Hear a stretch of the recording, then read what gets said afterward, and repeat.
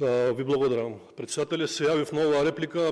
затоа што искрено сум изненаден за тоа што почитуваната колешка Арбана Пашоли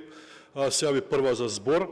не затоа што нема право, туку затоа што сметам дека и самата она што го зборува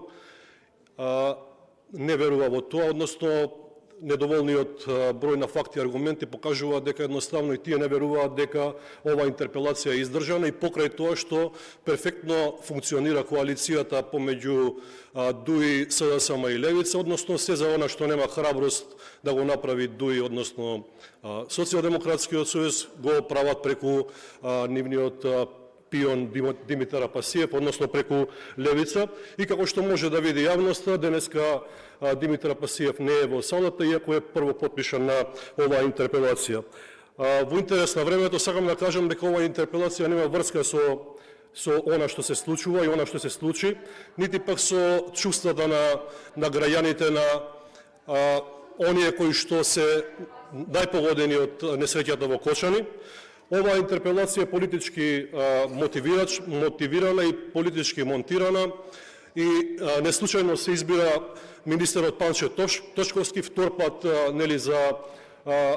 му се поднесува интерпелација, затоа што поимот министер за внатрешни работи, господин Панче Тошковски, за СДСМ и за ДУИ е едноставно опасност, страф, односно неможност да се покријат оние сите претходни криминали и афери кои што се случуваат, па сега имаме период на откривање на криминалите и на аферите на Социјалдемократскиот сојуз, ниво процесуирање преку обвинителство и доведување пред судовите, па сега се чувствувате загрозени и со таа цел пробувате тоа да го покриете со вакви срамни интерпелации. Ќе се навратам на несреќите кои што се случија во период на владењето на Социјалдемократскиот сојуз и на ДУИ, оние големи несреќи